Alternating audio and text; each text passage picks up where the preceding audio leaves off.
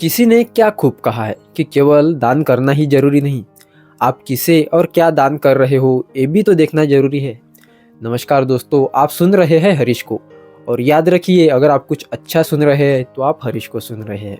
एक बड़ी छोटी सी कहानी सुनाना चाहता हूँ जो आपको दान किसे करना चाहिए, कैसा करना चाहिए और किस परिस्थिति में करना चाहिए ये तो समझा ही देंगे। एक गरीब आदमी होता है जो सब्जी बेचने का काम करता था, जो अपनी लोड गाड़ी लेकर, अपनी हाथ गाड़ी लेकर इस गांव से दूसरे गांव जाता, पहले गांव से दूसरे गांव जाता और सब्जियां बेचता।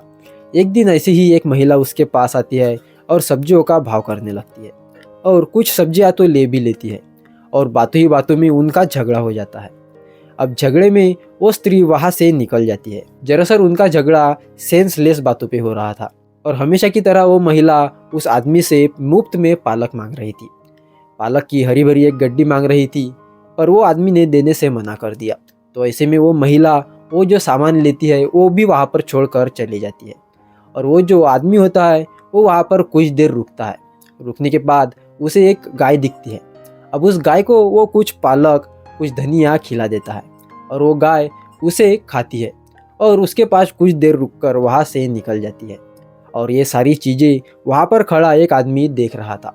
वो आदमी उसे देखकर बहुत शॉक होता है और उससे कहने लगता है कि भाई, वो महिला ने तुम्हें कुछ पालक मांगा तो तूने उन्हें नहीं दिया और इस गाय को मुफ्त में पालक बांट रहे हो, मुफ्त में पालक खिला रहे हो, ऐसा क्यों?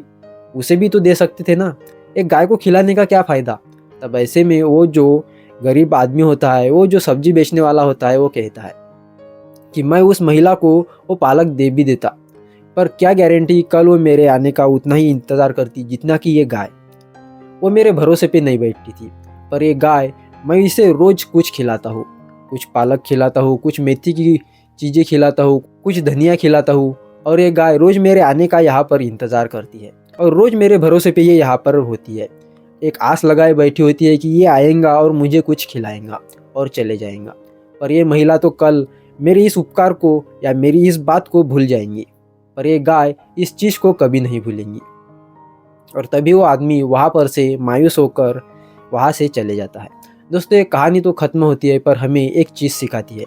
ये कहानी हमें ये चीज़ सिखाती है कि हम में से हर कोई दान करता है, कोई किसे देता है, कोई किसे, पर हम कभी ये चीज़ नहीं देखते कि क्या सच में उसे उस चीज़ की ज़रूरत थी, क्या हम जिसे वो चीज़ दे रहे हैं उसे उसमें सच में एक काम था, उसका सच में उससे काम था, या हम वैसे ही दे रहे हैं।